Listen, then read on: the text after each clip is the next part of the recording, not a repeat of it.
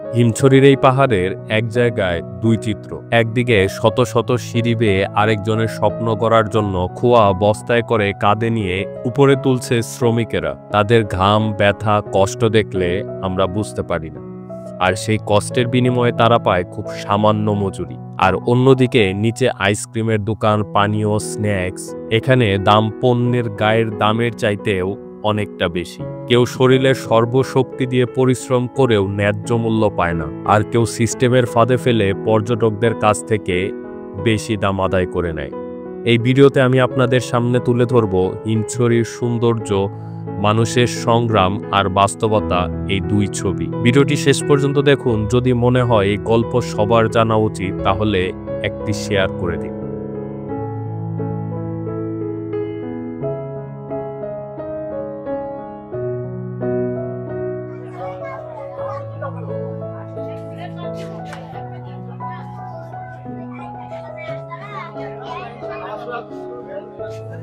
হিমছড়িতে ঢোকার আগে ticket counter. আমরা সেখান থেকে 40 টাকা করে প্রতিজন টিকিট কেটে নিই। গেট দিয়ে ঢুকে ডান দিকে আগালেই একটা বড় সাইনবোর্ডে লেখা ডানে ঝর্ণা। আমরা ঝর্ণা দেখার জন্য প্রথমত সেই দিকেই আগাতে থাকি।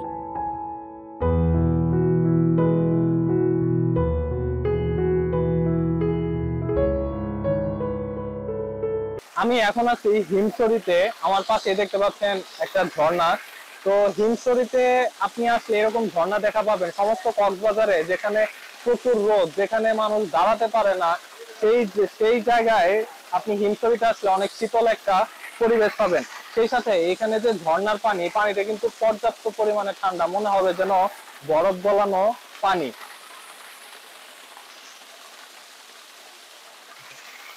তো সেই সাথে আপনারা যখন এদিক দিয়ে যাবেন, আসবেন, ছবি তুলবেন, আপনাদের কিছু সতর্কতা অবলম্বন করা জরুরি। যেমন এইখানে প্রতিনিয়ত ঝর্ণার পানি পড়ার ফলে এখানে কিন্তু অনেক পিচ্ছিল হয়ে যায়, যার জন্য আপনারা যখন উঠানামা করবেন অবশ্যই এই জিনিসটা একটু মাথায় রাখার চেষ্টা করবেন।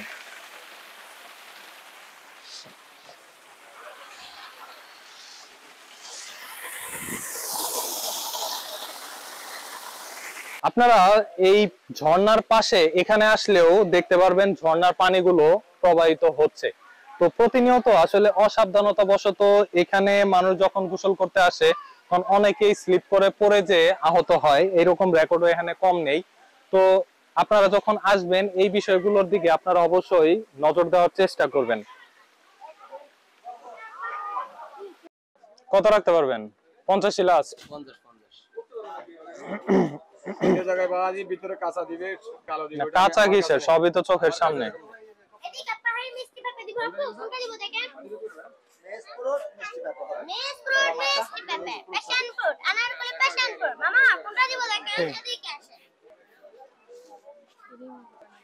মামা আপনি 40 পারবেন? আচ্ছা, তো এখানে যে পেঁপে আছে এটার দাম হচ্ছে 50 টাকা। তারা 50 টাকা করে এগুলো বিক্রি করতেছে। আর মামা এটার নাম কি? এটার দাম কত? এটা হচ্ছে মিক্স ফ্রুট।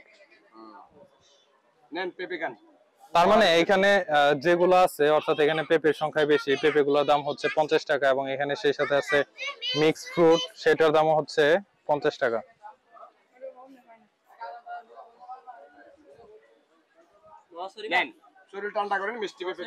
এটা কি আনারকলি প্যাশন ফ্রুট, তাই না? এটা কত বিক্রি করেন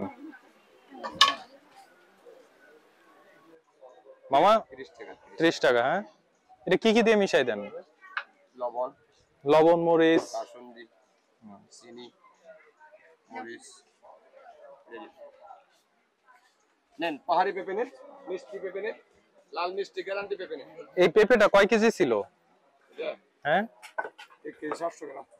1 কেজি 700। আর এটা দিয়ে কয়টা প্লেট হইছে? জানা নাই ভাই, এটা কোন আছে 6-7টার মতো তো মনে প্লেট হয়, তাই না?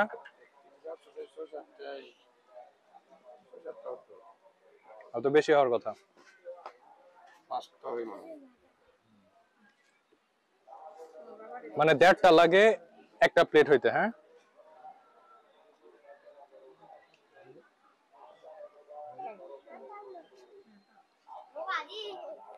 আচ্ছা, 1 কেজি পেঁপের দাম কত? কেজি 130। কেজি 130। 100 টাকা না বললেন 1 কেজি?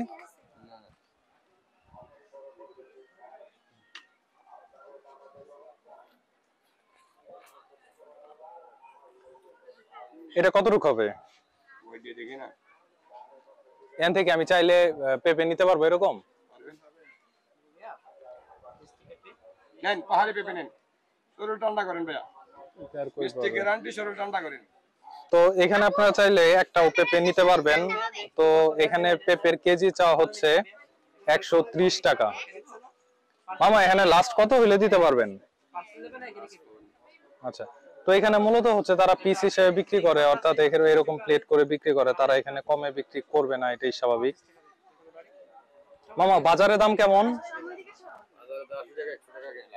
80 100, আর আপনার কাছে 130 টাকা। হ্যাঁ, এখানে আবার বেশি কেমনে?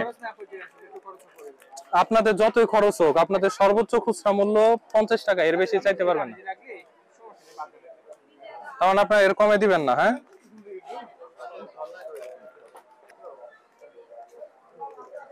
এটা কি 50 হয় না?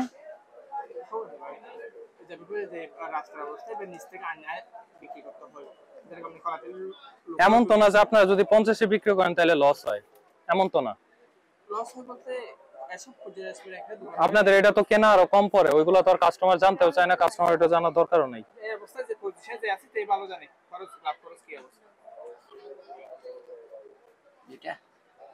না, একটা নিছি তো।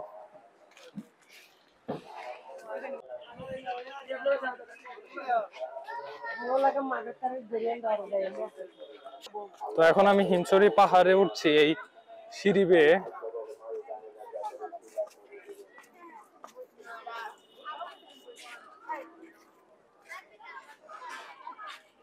তো এখানে অনেক সিঁড়ি, অনেক উঁচু এটা। তো আপনারা যদি চান এখানে এসে ঘুরতে পারেন। তো আমি এখানে বেশি একটা উঁচুতে আর উঠবো না। এখানে কিছু সতর্কতা বাণী দেওয়া আছে, যেমন ধূমপান নিষেধ, হার্টের রোগীরা উপরে উঠবেন না, কারো কথা শুনে আতঙ্কিত হবেন না, দুর্ঘটনার শিকার হতে পারেন, তাড়াহুড়া করে সিঁড়ি দিয়ে নামার চেষ্টা করবেন না, আস্তে আস্তে উঠানামা করুন, মালামাল নিজ দায়িত্বে রাখুন।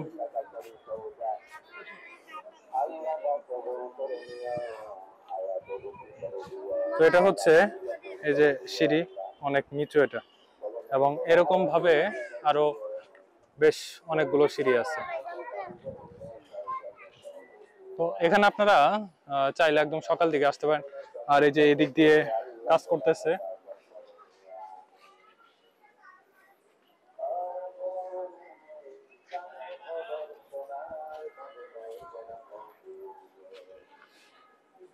এখানে নতুন সিঁড়ি বানাচ্ছে।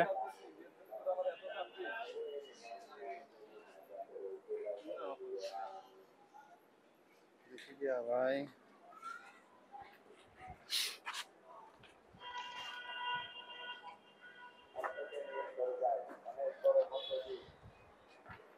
যে এখানে দেখে বোঝা যাচ্ছে সিঁড়িগুলো নতুন করে বানাচ্ছে। সিঁড়িটা নতুন হইলো তাই না? কয়দিন লাগবে এটা?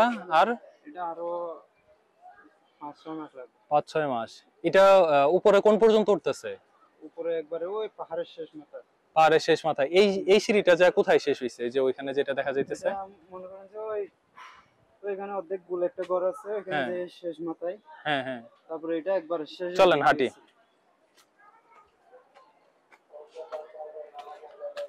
ভাই তো রোদে কাজ করতে করতে অবস্থা শেষ। আর আপনাদের এলাকায় তো বেশ ভালোই গরম। আপনার বাসা কি এখানেই?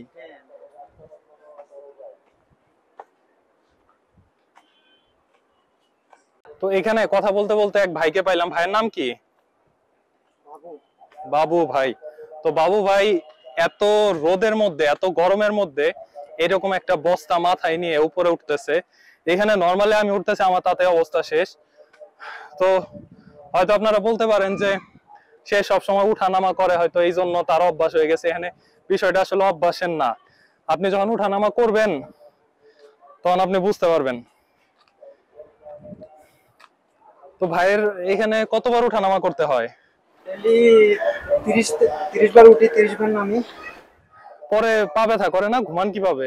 হ্যাঁ করে, বাসায় গিয়ে ওষুধ খাই। ওষুধ খান আবার? ওষুধ খাইলে পা ব্যথা কমে? একটু আর কি। ওষুধ খাওয়া তো ঠিক না, প্যারাসিটামল খান তাই না?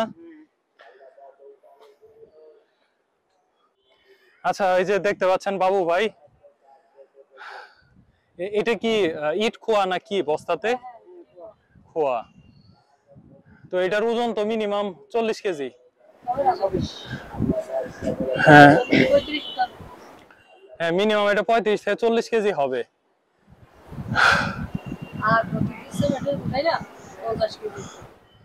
তো এই বাবু ভাই এটা আসলে কিভাবে এই নিচ থেকে উপর পর্যন্ত উঠাইতেছে এটা আসলে আমি নিজেও জানি না। তার কতটা ধৈর্য আল্লাহ দিছে, খুবই কষ্টকর। এই যে আমি আপনাদেরকে দেখাই, আমি এই কোণ থেকে আসলাম, এ হচ্ছে সিঁড়ি, ওই যে নিচে সিঁড়ি দেখে মনে হচ্ছে একদম নরমাল, একদম ছোট সিঁড়ি, মোটো এটা ছোট সিঁড়ি না। একবার হচ্ছে যে নিচ থেকে উঠছি, এরপর হচ্ছে আবার এই যে এখান থেকে উঠা হয়েছে। তোমার নাম কি? আমার উঠাই না ভাই। হ্যাঁ, আমার উঠাই না। উঠাবো না? না না।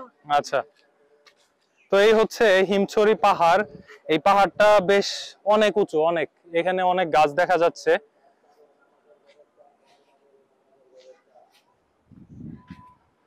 তো যাই হোক, আমার আর সাহস হচ্ছে না যে আমি উপরে যাই, কারণ আমি বাসাতে বের হয়েছি বেশ অনেকক্ষণ আগে, হোটেল থেকে অনেকক্ষণ আগে আমি বের হয়েছি।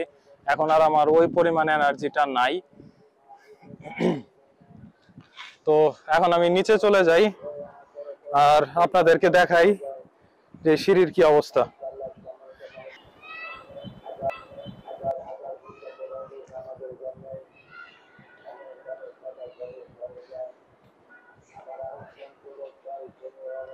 এই যে এটা একদম নতুন কাজ হচ্ছে এখানে, ঝালাই, একদম নতুন ঝালাই হয়েছে।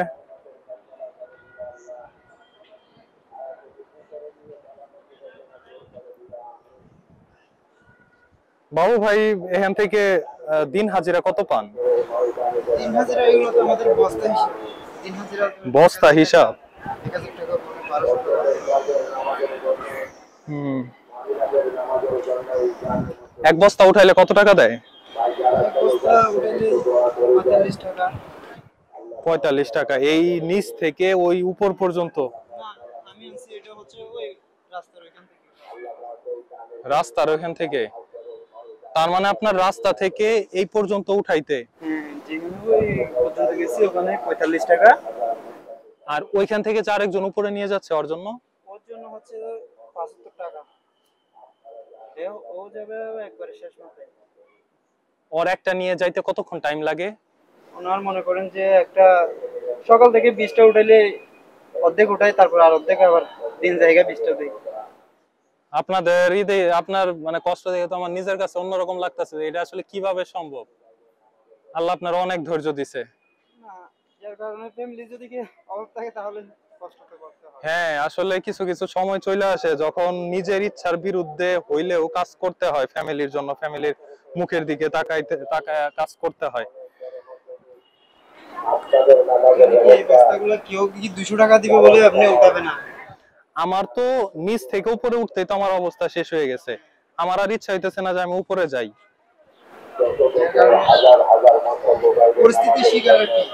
হ্যাঁ, তো বাবু ভাই পরিশ্রম করতেছেন ভালো, কিন্তু দেখেন যদি নিজে উদ্যোক্তা হয়ে কোনো কিছু একটা করা যায়, কিছু টাকা জমাই রেখে যদি কোনো একটা কিছু করা যায়, কারণ পরিকল্পনা আছে, তেমন টাকা তেমন নাই, যার কারণে করতে পারতেছি না। আপনি তো আরো একটা কাজ করতে পারেন, যেমন এখানে ঝালমুড়ি বিক্রি করতে পারেন, আমরা বিক্রি করতে পারেন, ফল বিক্রি করতে পারেন। আপনি যদি খাবারের আইটেম গুলাতে যান, মানে খাবারের মধ্যে যদি যান, এখানে কিন্তু বেশ ভালো পরিমাণ একটা প্রফিট। ঠিক আছে। আপনি কষ্ট করে হইলেও এটা মানে এটা শুরু করতে কিন্তু বেশি একটা টাকা পয়সা লাগে না। যেমন ধরেন আপনি, যে আমি একটু আগে পেঁপে দেখলাম, পেঁপে তারা একটা পেঁপে হইতেছে 1 কেজি 700 গ্রাম, 1.5 কেজি 2 কেজির মতো ওজনের হইতেছে একটা পেঁপে। আর এই পেঁপেটারে সে স্লাইস করে বেশ কতগুলা প্লেট করতেছে, এক প্লেটের দাম হইতেছে 50 টাকা। সে কিন্তু আরামসে করতেছে, ইনকাম করতেছে। তো আমার মনে হয় যদি আপনি একটু পুঁজি কইরা, যদি 2-2.5 টাকা পুঁজি কইরা যদি একটু করতে পারেন, উনি 50 টাকা বিক্রি করতেছে। এখানে একটা দোকান দিতে গেলে তার একটা, না আপনি দোকান দিয়েন না, আপনি চলতে ফিরতে আস্তে আস্তে যখন টাকা পয়সা হয়ে গেল, ওইটা করতে গেলে 10-20 হাজার টাকা লাগবেই। কারণ এমনি তো কিছু করে নেওয়া যায় না, এটা একটা গাড়ি লাগবে না হতে গেলে। না অনেকে তো যে মাথার উপর করে নিয়ে যায়, যেমন ট্রেনের মধ্যে দেখি যে অনেকে মাথার উপর করে নিয়ে যায়। মাথার উপর করে নিয়ে যায় যে ওইটা হচ্ছে আপনার পিস হিসাবে বিক্রি করে, পিস হিসেবে। দেখেন যদি ওইরকম ভাবে কিছু করা যায়।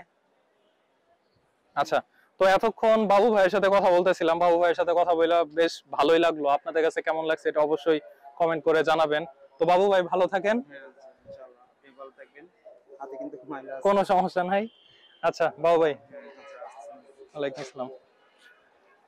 তো এটা হচ্ছে একদম নতুন সিঁড়ি, এদিক দিয়ে সিঁড়িটা নতুন বানাইছে। এটা ঢালাই করা হয়েছে কবে? কত 1 বছর কি হয়েছে? হয় নাই। টাইলস করলে ফ্লোর টাইলস, রোড টাইলস। হ্যাঁ, তো ভাইরে এখানে কাজ কি ভাই, কোন দায়িত্বে আছেন? উপরে আর উঠলাম না, উপরে কি অবস্থা, কাজ কোন পর্যন্ত? কত মাস লাগতে পারে আর ক্লিয়ার?